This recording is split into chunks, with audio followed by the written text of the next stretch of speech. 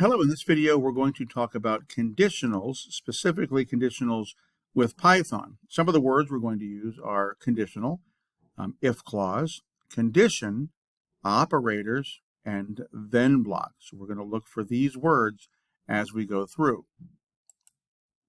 Now, a conditional is essentially a line of code that decides whether to skip another section of code. The key word here is condition. We want to think about this like this. If a certain condition is met, then we're going to skip a line of code and do something.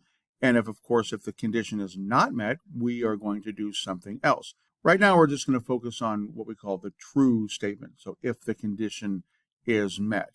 One good way of looking at that would be with a graphic. So here we go. If something is true, then this code runs.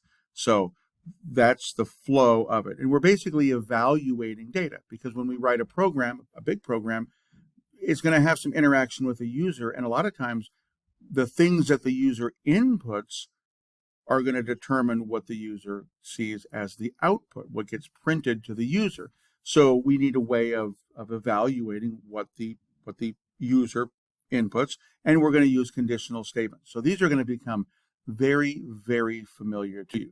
But this is the basic way that they go. If something happens, or if something is true, then we run some code over here. So the if clause is the part of the code that starts the conditional. And it's actually a pretty simple thing, but we have to start the conditional somewhere. So in your program, you'll get some variables, you'll do some different things, and then when you realize, okay, now I need to make a decision. Let's say somebody puts in their age. So you want to say, well, if this person is over a certain age, then you want to do something. And that's where you would start the conditional with what we call the if clause. And the if clause looks like this. If, that's the key word, and then we're going to type out the condition. So we're not going to type the word condition, we're going to type the condition that has to be met. It could be something like if age is greater than 20, or if dog underscore name equals John, or anything else, anything that we want to determine if it's this or that. And then after the condition, we have a colon, and this is vital. If we don't put the colon, we're going to get a syntax error. If we put a semicolon, we're going to get a syntax error. The if statement is always closed with a colon, and then the condition is directly after the if. So it's if space, then the condition, and then directly after the condition, we put a colon. So the condition basically just asks a yes or a no question. That's what it does. Now, when you're in your code and you're writing your code, sometimes you have to think, okay, how can I put this information, or how can I put the data I'm going to receive into a yes or no question? Here's an example. Let's say the actual question is, can the person drive the car? So let's say it's a car rental app. Well, you need to figure out what yes or no question you can ask to determine if the person can drive the car. So maybe the age to drive the car is 25. So you would actually ask, if, or the conditional statement would be if age is greater than 25. And so the question is, are you greater than 25? And then the answer is either yes, which is true, or no, which is false. But essentially, a condition basically asks a yes or no question. So here's some conditions. Is this variable equal to 0? Are these values the same? Is value 1 larger than value 2? We can go on and on and on with different conditional statements. Now, we have to compare one thing to another to determine if something is true or not. We have to compare it. So we call the way we compare a comparative operator. So what we're comparing with is called a comparative operator. And basically that just compares two values, and it will give a yes or a no answer. Or you could look at this as a true or a false answer. So let's look at some comparison operators then.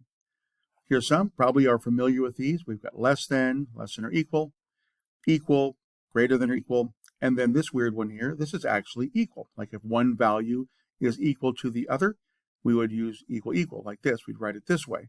Because remember, in coding, 1 equal isn't the same as like in math, where 5 equals 5. In coding, 5 equals 5 would have to have these two equal signs.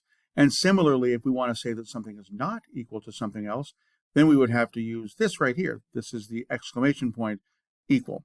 So this would say like 6 is not equal to 5.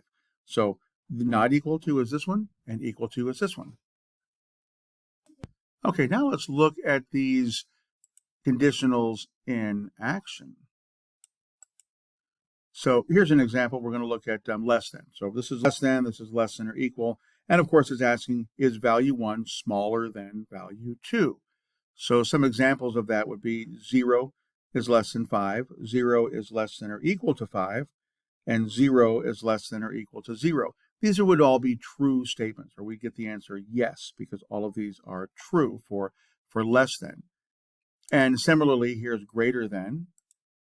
And we could say 5 is greater than 0, of course. 5 is greater than or equal to 0. And 5 is greater than or equal to 5. All of these would be true statements using these operators. And then equal to and not equal to. And here's some examples. 5 is equal to 5. We use the two equal signs together. And we can say that 5 is not equal to 0. So both of these would be true statements because we're comparing the left to the right. And so these would be true, or the answer again would be yes for both of those. So now we're going to quickly look at the then block. The then block is what happens if a statement is true. It's the code that might be skipped.